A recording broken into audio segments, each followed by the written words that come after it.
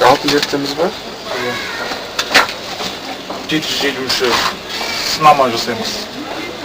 Иншалла.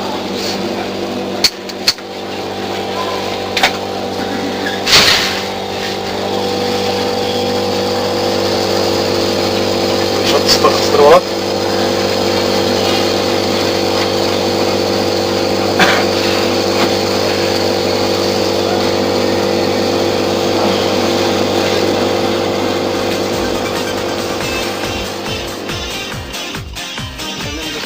Бергенде дәл қазір зергер серіктес шеберханасындамын. Серік қазір алтынға мыс тоған күмісті қосып 750 сынамадан әшекей бұйым жасамақшы. Сіздер дәл қазір Серік қолданған заттың атын білмеймін, соның дауысын естіп тұрсыздар.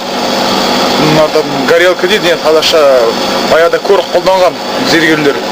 Көріктің орнына қазір сонда арнайы аппарат, ішінде бензин құйған, болмаса газбен де болады. Жаңағы керекті температурада металды қыздыру үшін, еріту үшін.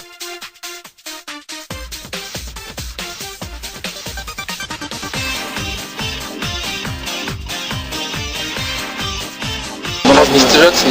Қазір не етіп жатырмын, босатып жатырмын, металды таптаған кезде ол қатаяды да. Сол үшін қыздырған кезде қалыпты жаңағы өзінің қаттылығына келеді. Сонда өңдеуге оңай келеді да бұл. Серік көбіне алтыннан, күмістен бұйымдар жасайды.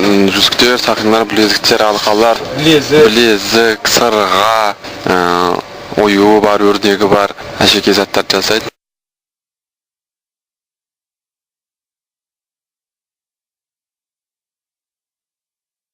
Көбіне кімдер келеді саған? Апалар келесер көбіне? Жоқ, көбіне менің клиенттерім әйелдер бар, 90% әйелдер болады. Алтыннан, күмістен, жоқ, сырға болады. Сырға. Қазақша малахит деген тасымен. Тасымен болады.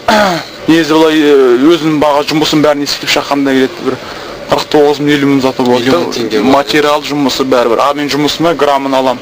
Бұл алғашқы процесі, яғни таза алтынға 753 проба істеу үшін керекті өзін жаңағы состав бойынша қосатын мыс күмісін қосып істеп ертіп дайындадық. Енді тек жерді таптап, созып, пластина істеу керек. Одан бетіне жаңағы керекті әшекейдің суретін, яғни қағазда салынған, соны жапсырып, соны кесеміз. Кесіп екінші пластина таптаймыз, екінші пластина бетіне дайын әкеліп пайкілейміз. Оны керекті формаға одан кейін енеміз.